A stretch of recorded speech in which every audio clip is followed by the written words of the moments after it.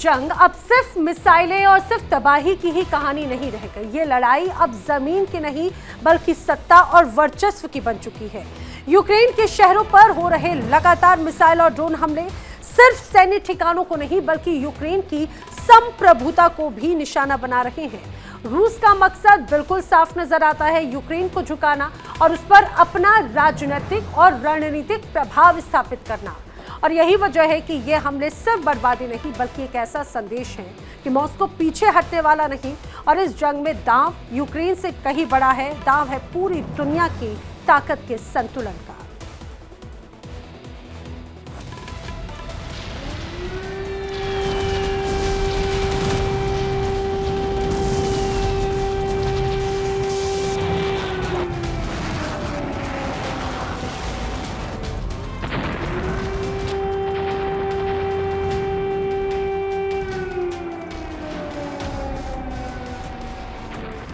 अब ये धीरे धीरे लेकिन साफ होता जा रहा है कि रूस यूक्रेन संघर्ष अब सिर्फ एक जंग नहीं रह गया है। ये लड़ाई अब सीमाओं की नहीं बल्कि सत्ता और वर्चस्व की हो चुकी है।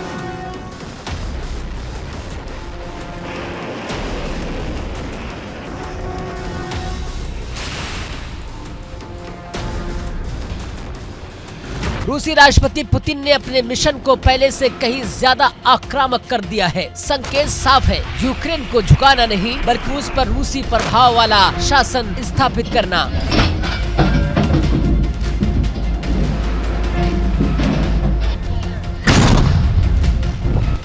अब उनका एंड गेम नजर आता है। आज फिर इसकी गवाही कीव से लेकर यूक्रेन के कई शहर दे रहे हैं। एक साथ कई दिशाओं से हुए हमले, मिसाइलों और ड्रोन की बारिश और बुनियादी ढांचों को सीधा निशाना बनाया जाना, ये सब बताता है कि रूस अब किसी भी तरह का दबाव बनाने के मूड में नहीं है बल्कि निर्णायक बढ़त चाहता है।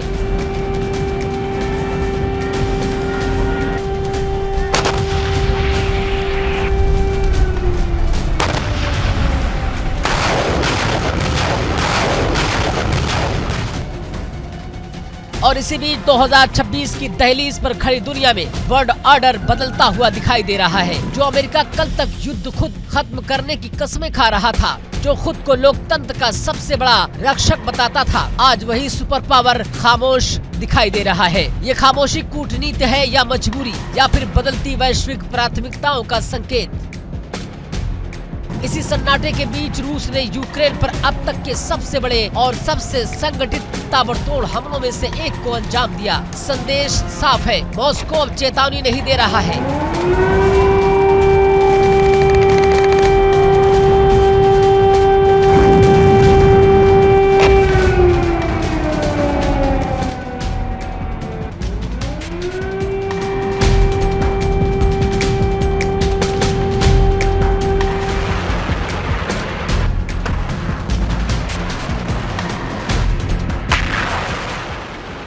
बल्कि जमीन पर हकीकत बदल रहा है। सवाल सिर्फ यूक्रेन का नहीं, सवाल है कि अगर आज एक देश को इस तरह कुचला जाता है और दुनिया चुप रहती है तो कल किसकी बारी होगी।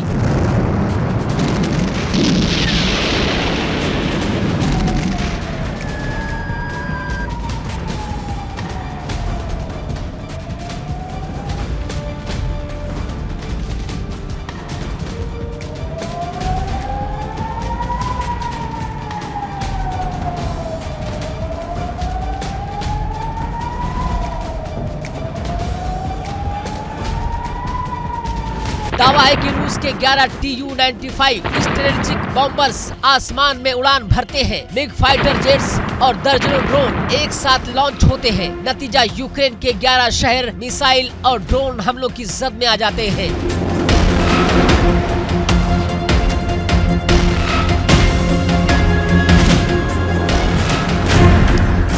खार्किव, ओडिशा और कई अहम शहर एक बार फिर दहल उठे। ये हमला सिर्फ सैन्य नहीं था, ये हमले एक संदेश थे।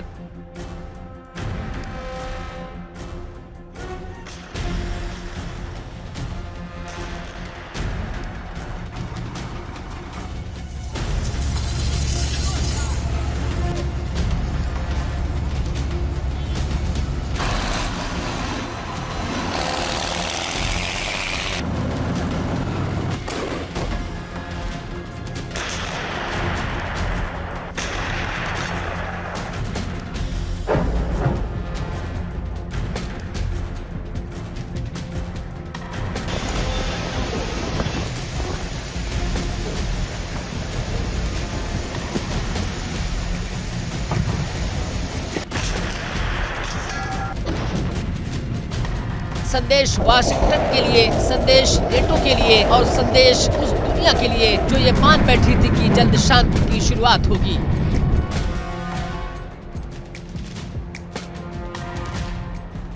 लेकिन पुतिन ने साफ कर दिया कि रूस पीछे हटने वाला नहीं है। कल तक रूस यूक्रेन युद्ध की वजह स्ट्रेटेजिक थी, नेटो विस्तार, डोनबास, क्रीमिया, लेकिन अब वजह बदल चुकी है। अब ये जंग सिर्फ जमीन की नहीं बल्कि वर्चस्व की है। अब पुतिन यूक्रेन को एक संप्रभु देश नहीं बल्कि रूसी प्रभाव क्षेत्र के रूप में देखना चाहते हैं।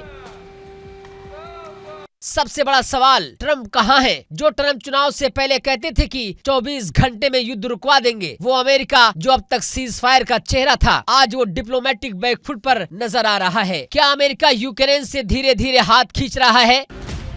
क्या यही वजह है कि पुतिन के हौसले आसमान छू रहे हैं? डिफेंस एक्सपर्ट मानते हैं कि ये हमले सिर्फ यूक्रेन के खिलाफ नहीं, ये हमले पोस्ट अमेरिकन वर्ल्ड ऑर्डर का इशारा है, जहां रूस और चीन खुलकर अपने कदम आगे बढ़ा रहे हैं और पश्चिमी ताकतें रिएक्टिव मोड में फंसती जा रही है। हमलों के बाद यूक्रेन के शहरों में ब्लैकआउट, इमरजेंसी अलर्ट और लगातार सायरन। आम लोग फिर से शेल्टर्स की तरफ भागते नजर आ रहे हैं। एक ऐसा देश जो तकरीबन 4 साल से जंग झेल रहा है, उसके लिए 2026 भी शांति लेकर नहीं आया। पुतिन की रणनीति साफ है, लगातार दबाव, लगातार हमले और यूक्रेन को थक कर झुकने पर मजबूर करना। रूसी सेना अब लॉन्ग टर्म गेम खेल रही है, जहां हर हमला एक राजनीतिक स्टेटमेंट बन चुका है।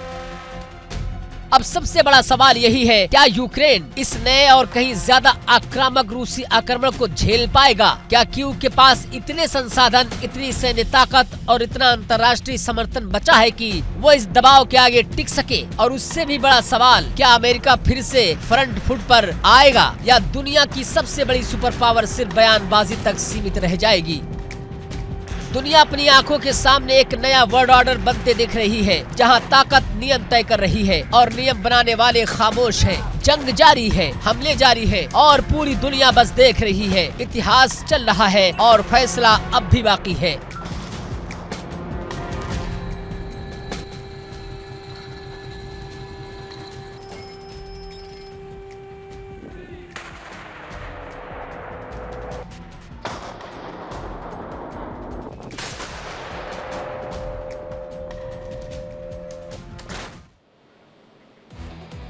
तो कीव एक बार फिर से आग की चपेट में है। ताबड़तोड़ हमलों के बीच में कई इमारतें धू धू कर जलती रहीं। चारों तरफ धमाकों की आवाजें गूंजती रही, आसमान से बरसती मिसाइलें और जमीन पर फैलता डर। इसी अफरा तफरी के बीच में रेस्क्यू ऑपरेशन लगातार चलता रहा। दमकल कर्मी आग से जूझते रहे तो राहत कर्मी मलबे में जिंदगी तलाशते रहे। सायरन की आवाज, धुएं से भरा आसमान और सहमे हुए लोग। कीव ने एक बार फिर जंग की सबसे भयावह तस्वीर देखी और सवाल वही कि आखिर कब थमेगी ये आग?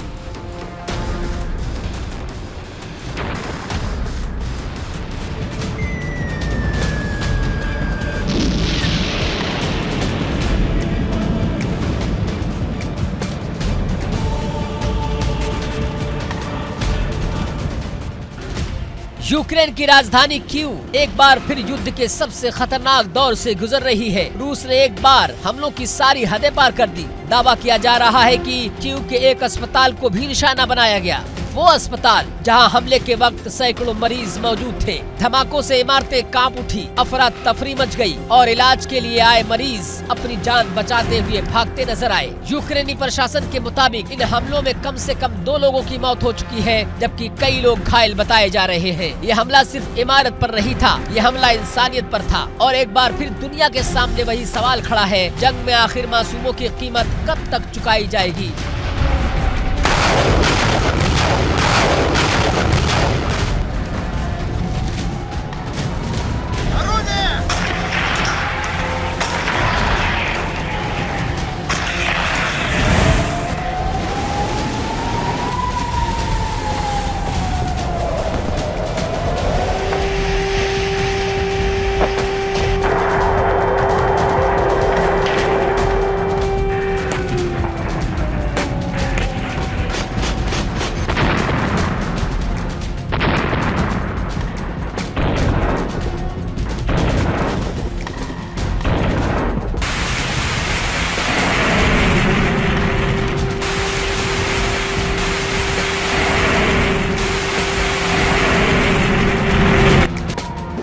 धमाकों के बाद पूरे इलाके में आपातकाल जैसे हालात थे। रेस्क्यू टीमें मलबे के बीच घायलों को निकालने की कोशिशों में जुटी रही। सायरन, ब्लैकआउट और डर के साए में कीव की रातें कटी। कीव ही नहीं, रूस ने खार्किव पर भी हमलों की रफ्तार और तेज कर दी। ज़ेपोरिज़िया और नेप्रोपेट्रोवस्क तक पूरी रात धमाकों की आवाजें गूंजती रही। मिसाइल और ड्रोन हमलों से कई इलाके दहल उठे।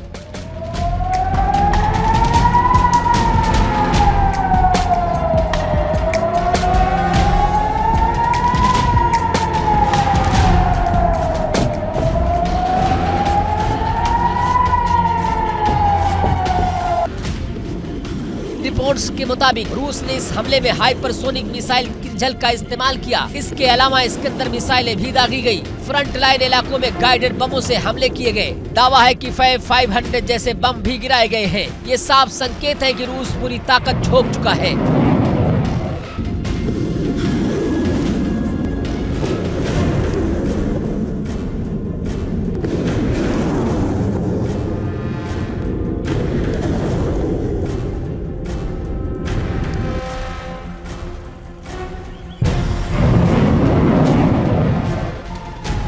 यूक्रेन में हालात और भी गंभीर हैं। डोनेस्क और सूमी में लगातार हमलों के बीच कोहराम मचा हुआ है।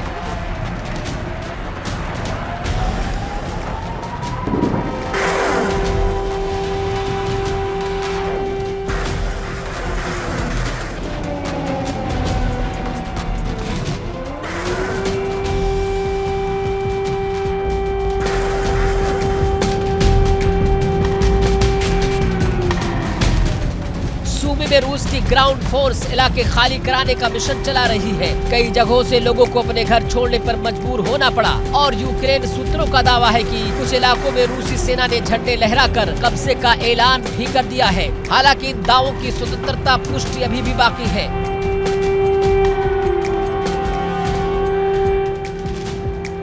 लेकिन जमीनी हालात ये इशारा कर रहे हैं कि रूस धीरे धीरे आगे बढ़ने की रणनीति पर काम कर रहा है। जानकार कहते हैं कि रूस ने मौके की नजाकत को भांपते हुए हमलों का अभियान तेज कर दिया है।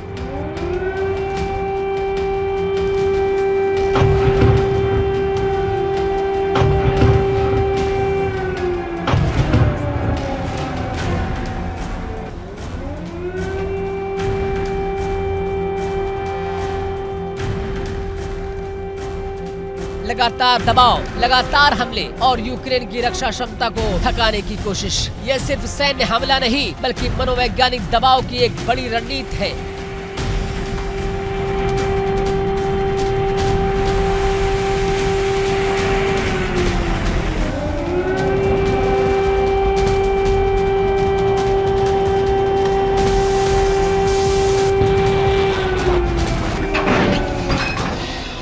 लगभग 4 साल से युद्ध चल रहा है। अब एक बार फिर सबसे कठिन दौर में है। एक तरफ राजधानी पर हमले, दूसरी तरफ पूर्वी इलाके में ग्राउंड प्रेशर। यूक्रेन के सामने सबसे बड़ी चुनौती अपने शहरों को बचाने की है।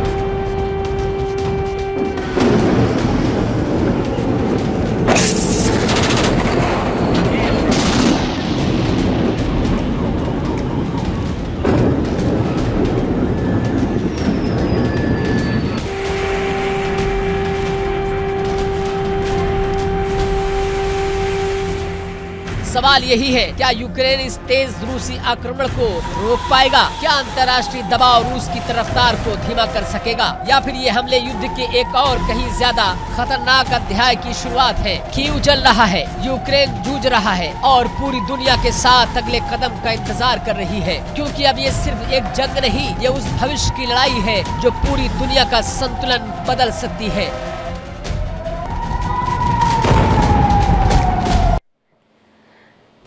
खार्किव में यूक्रेन के पलटवार की कोशिश फिलहाल नाकाम होती नजर आती है। जिस जवाबी कार्रवाई से कीव को उम्मीद थी वो रूस के सटीक और आक्रामक हमलों के आगे टिक नहीं पाई। रूस सेना ने आर्टिलरी, मिसाइल और ड्रोन हमलों के जरिए यूक्रेनी पोजीशंस को लगातार टारगेट बनाया और नतीजा यह हुआ कि यूक्रेन की फायरिंग क्षमता और मूवमेंट काफी हद तक सीमित हो गई। खार्किव फ्रंट पर मैदान जंग की तस्वीरें साफ इशारा कर रही हैं। फिलहाल बढ़त रूस के हाथ में जाती हुई नजर आती है।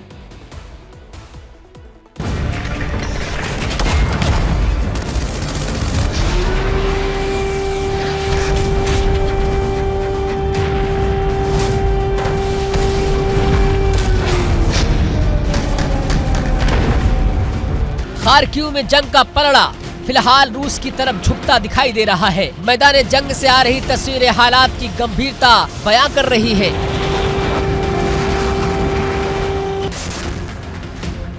रूसी रक्षा मंत्रालय का दावा है कि खार्किव इलाके में यूक्रेन की आर्टिलरी पोजीशंस को पूरी तरह नष्ट कर दिया गया है। कहा जा रहा है कि यूक्रेन तोपखानों पर सीधे और गाइडेड हमले किए गए, जिनका मकसद उनकी फायरिंग क्षमता को खत्म करना था। इन हमलों के बाद यूक्रेन की जवाबी कार्रवाई की ताकत काफी हद तक कमजोर पड़ने का दावा किया जा रहा है।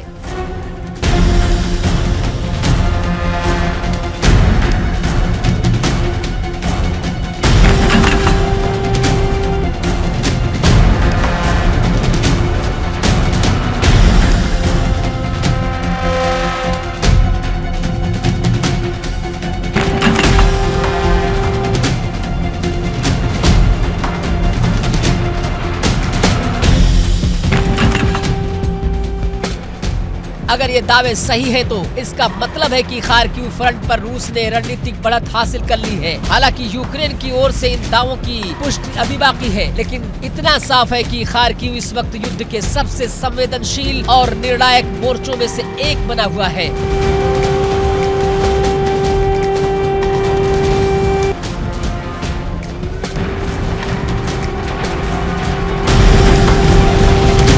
और यहीं से आगे की जंग की दिशा तय होती नजर आ रही है। खार्किव में रूस ने गाइडेड बमों की झड़ी लगा दी है। इसके साथ ही रूसी ड्रोन और ज्यादा घातक हो चुके हैं। ड्रोन के जरिए पहले टारगेट की पहचान और फिर सटीक हमला, ये रूस की नई और खतरनाक रणनीति का हिस्सा है, जिससे यूक्रेनी ठिकानों पर लगातार दबाव बनाया जा रहा है।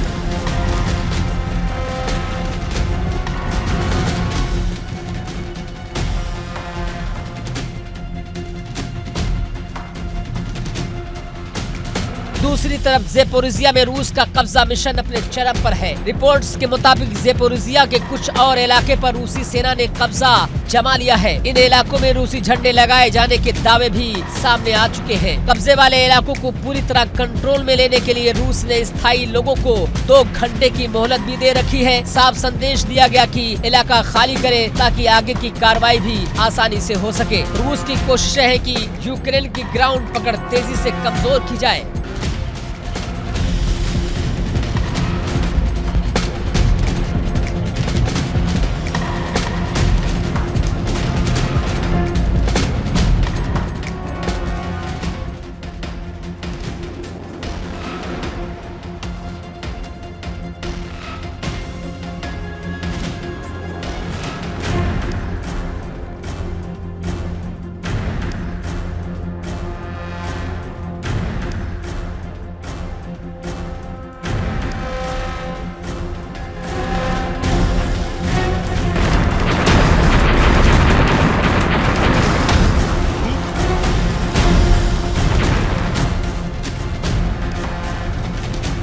दावा है कि रूस को लगता है कि आने वाले दिनों में यूरोप अमेरिका को लेकर ज्यादा व्यस्त हो जाएगा। ऐसे में यूक्रेन को हथियार और सैन्य मदद मिलने में देरी हो सकती है और इसी मौके को रूस पूरी तरह भुनाना चाहता है। रूस की रणनीति साफ है, हथियार आने से पहले ही यूक्रेन को इतना कमजोर कर दिया जाए कि वो घुटने टेकने को मजबूर हो जाए।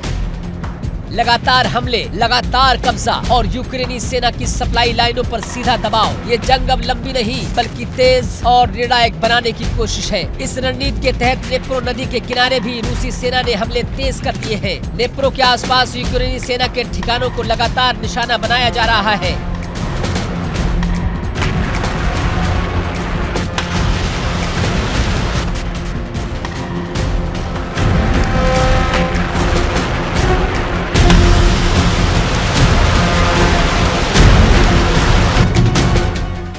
ये इलाका रणनीतिक रूप से बेहद अहम माना जाता है। रिपोर्ट्स के मुताबिक इन हमलों में यूक्रेनी सेना के कई बख्तरबंद वाहनों को नुकसान पहुंचाया गया। कुछ जगहों पर यूक्रेनी यूनिट्स को भी पीछे हटना पड़ा। नेप्रो के किनारे बढ़ता दबाव यूक्रेन के लिए एक नई चुनौती बन चुका है। एक तरफ खार्किव में पलटवार नाकाम, दूसरी तरफ ज़ेपोरिज़िया में कब्जे का संकट और नेप्रो नदी के पास लगातार हमले जारी हैं। यूक्रेन के लिए एक साथ कई मोर्चों पर जंग लड़ना अब बेहद मुश्किल होता जा रहा है।